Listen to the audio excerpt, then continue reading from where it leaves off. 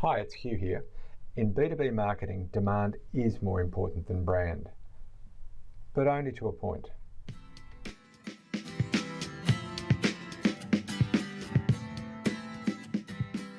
In B2B marketing, demand is more important than brand, but only to a point.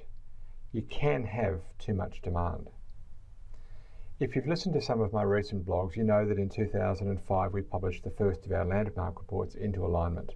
And what we learned then shaped much of the debate on the topic of alignment. In 2014, we published the 2013 research refresh.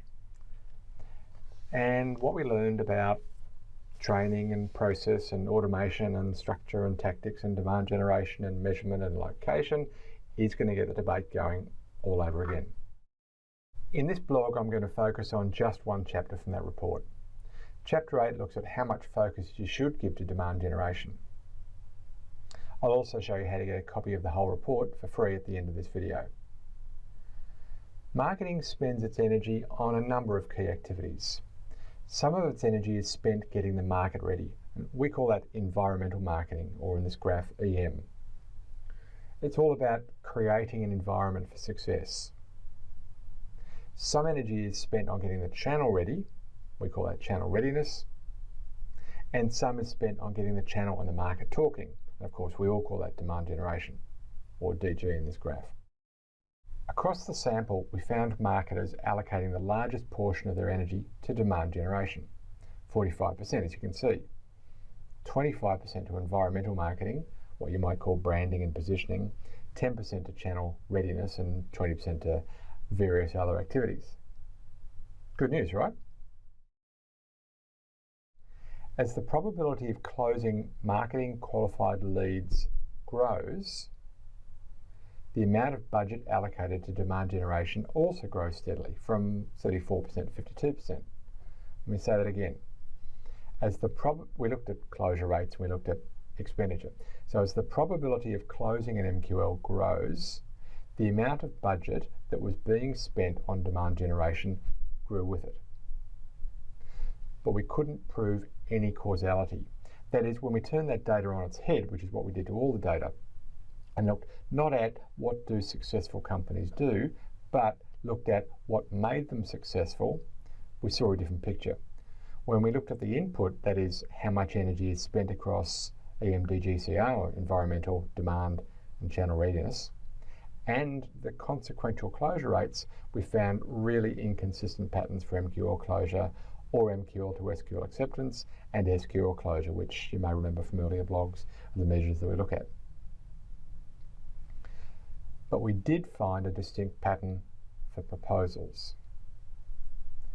In a moment or two, I'll show you how to get a full copy of the alignment report, but first I'm going to do two things. I'm going to show you how to lift the probability of closing proposals and invite you to receive more blogs like this. Let's get to that conclusion first. How do we lift the probability of proposals ever closing? Well, the probability of closing proposal grows steadily as demand generation's share of the marketing pie grows.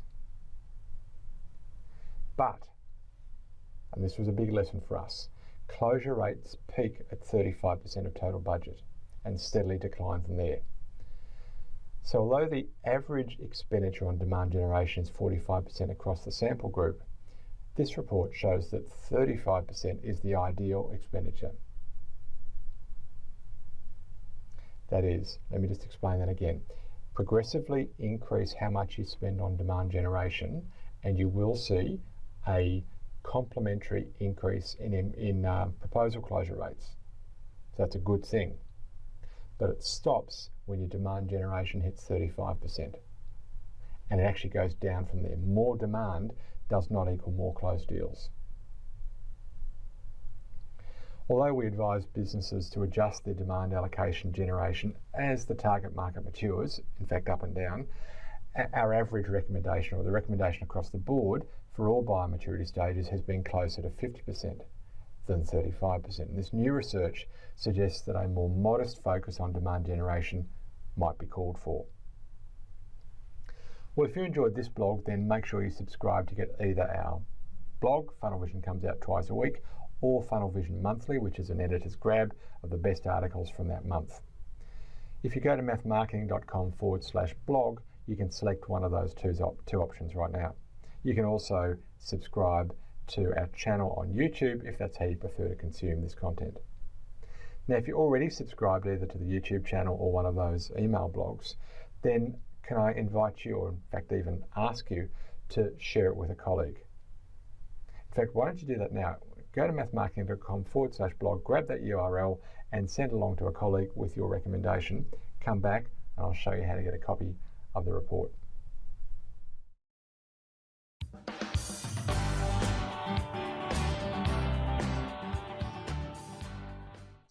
Okay, so here's how to get a copy of the report. Go to mathmarketing.com/alignment. We'll show you there how you can access the 2014 report or a webinar that I did with key conclusions from the report, or both. If you'd like to see how Math Marketing's go-to-market planning workshops, known as Funnel Camp and Funnel Mastery workshops, would help you to lift the performance of your sales and marketing teams, then why not speak to a funnel coach today? There's contact details on our website. I'll show you why marketing tactics early in the journey have more effect on closure rates than sales tactics later in the journey next week. But for now, may your funnel be full and always flowing.